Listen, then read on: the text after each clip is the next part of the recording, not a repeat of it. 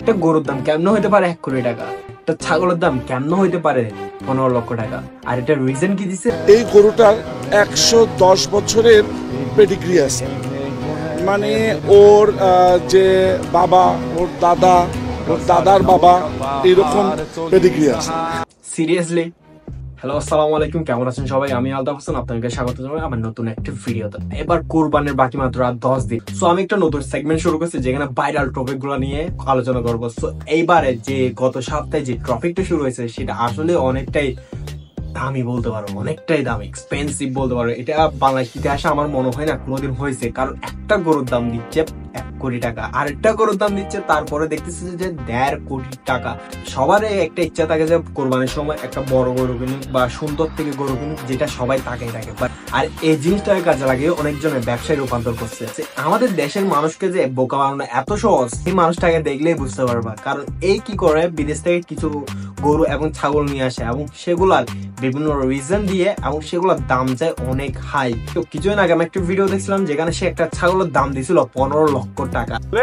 সবচেয়ে বৃহত্তর খাসি দাম চাচ্ছি 15 লক্ষ টাকা। কত? 15 লক্ষ টাকা। একটা খাসির দাম চাচ্ছি 15 লক্ষ টাকা। আর সেটা নাকি বাংলাদেশ ইতিহাসের সবচেয়ে বড় ছাগল। দেখার পর আমি ভাবছিলাম যে এটা কিনবে কি, কারণ 15 লক্ষ টাকা ছাগল একটা, আসলে কি বাংলাদেশে এরকম মানুষ আছে? কিন্তু 2 দিন পরে একটা ছাগল এসে ছাগলটাকে কিনে ফেলে কত? 12 লক্ষ টাকা দিয়ে। সিরিয়াসলি? ছাগল 12 লক্ষ টাকা। তারপরে পরে আরেকটা গরু নিয়ে সে ভাইরাল হয়ে যায় যেটার দাম দেয় 1 কোটি টাকা। আর এটার রিজন দিয়ে কি জানো? গরুটার দাম 1 কোটি চাওয়া হচ্ছে, এটার অনেক কারণ আছে। 1 নাম্বার কারণ হচ্ছে লেগে এই গরুটার 110 বছরের পেডিগ্রি আছে, মানে ওর যে বাবা, ওর দাদা, ওর দাদার বাবা, এরকম পেডিগ্রি আছে।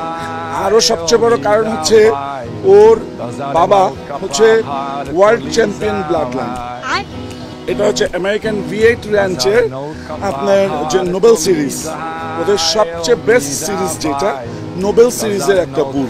তো এইটা হচ্ছে লাগিয়া মাংসের চিন্তা করে না, এটা হচ্ছে ওজনের চিন্তা করে না, এটা হচ্ছে লেগে আমি বলবো যে বংশমর্যাদাপূর্ণ গরু, এর জন্য দাম বেশি।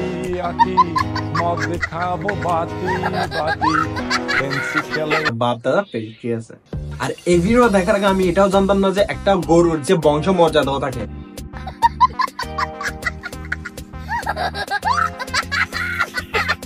কুরবানি এখন যদি গরু কিনতে যান তাহলে আপনি গরু কিনতে হবে কি জানে?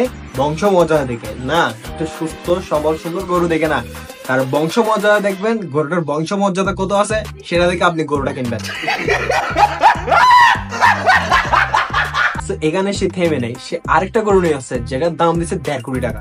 শুনছে যে আমরা একটা গরুর দাম 1 কোটি টাকা চাচ্ছি, কিন্তু আমরা এখনো কাউকে বলি নাই যে আসলে আমরা এই গরুটার দাম 1.5 কোটি টাকা চাচ্ছি। এটা 1.5 কোটি টাকা? এটার রিজন কি? কারণ 1 কোটি টাকার গরু চেয়ে এটা একটু বড়, আর এটা হাঁটার স্টাইলটা উপর তার দাম নির্ধারণ করছে। ও যে এখন যে দাঁড়াইছে, ও যে দাঁড়ানোর যে স্টাইলটা, এই যে ওর দাঁড়ানোর যে স্টাইলটা, সেই দাঁড়ানোর স্টাইলের উপরেও কিন্তু অনেক সময় অনেক গরুর দাম নির্ধারণ করে। আচ্ছা, হ্যাঁ, দেখতে গরুটা সুন্দর লাগছে, এটা না যে গরুটা সুন্দর না, গরুটা মাশাআল্লাহ অনেক বেশি সুন্দর, তার জন্য 1.5 কোটি টাকা।